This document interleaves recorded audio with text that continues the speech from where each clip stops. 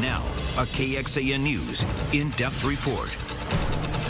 An Austin man says he's traumatized after being stopped by Austin police and enduring what he calls an unnecessary search of his car and a wrongful detainment.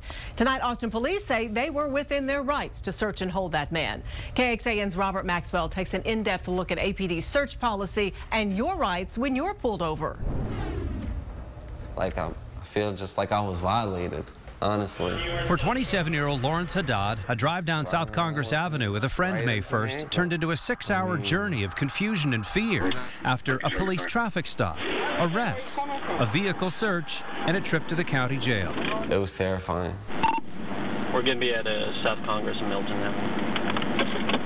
Austin police officer Kevin Garvey stopped Haddad after he says he saw him run a red light, an act police say was not caught on this dash cam video. Officer Grothal, the police department, series 1, you're being stopped from running red light. Do you have your license and your insurance? As soon as I went to go reach into the glove compartment to get it, he said, you know what, just step out of the car. Step out. I don't need out. traffic. Step out.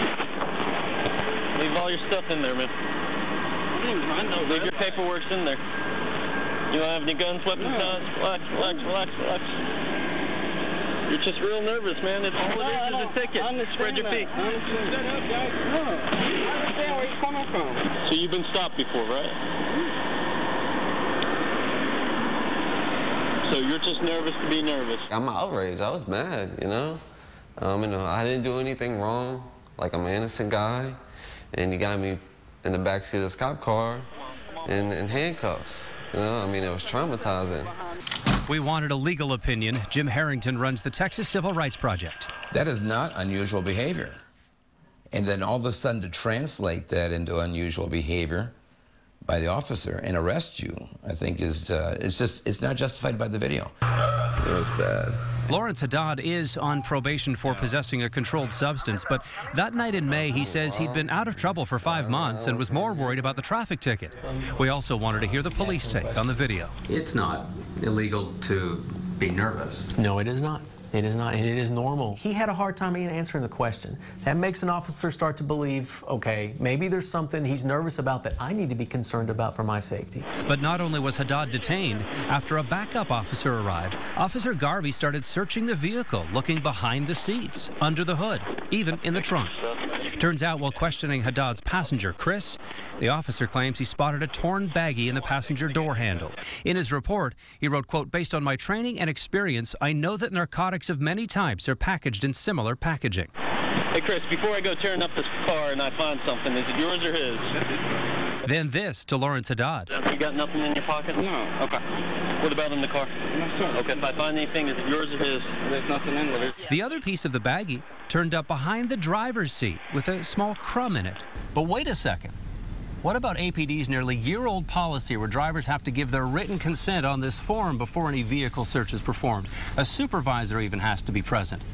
The policy was based on limiting searches of vehicles after critics complained police were pulling over too many people based on racial profiling. In Haddad's case, though, APD says that mystery baggie in the door ruled out any possibility of consent. The door's open, the officer looks down, and there it is. That's enough to search the car. APD search and seizure policy says this. Officers may conduct a warrantless search of a readily movable vehicle if there is probable cause to believe evidence or contraband is inside. But for Jim Harrington at the Texas Civil Rights Project, this police officer overstepped his bounds. All of this is pretext, from what I can tell.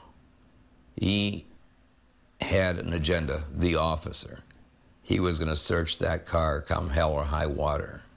And he did. A test at the Travis County Jail showed the crumb in the torn baggie was not crack cocaine.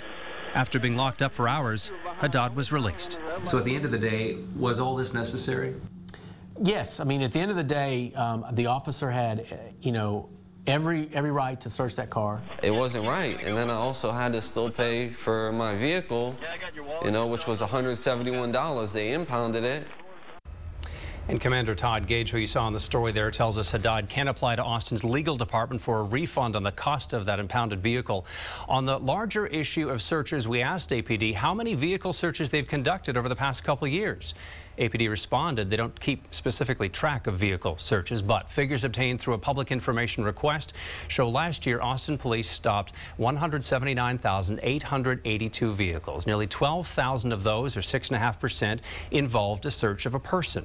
Now, of that number, a full 91% were categorized as non-consent searches. Those include search types listed as contraband, probable cause, result of towing, and incident to arrest. Just 4% were consent-based, where somebody gave written permission to undergo a search, and 5% of all Austin police searches in 2012 were missing consent documentation.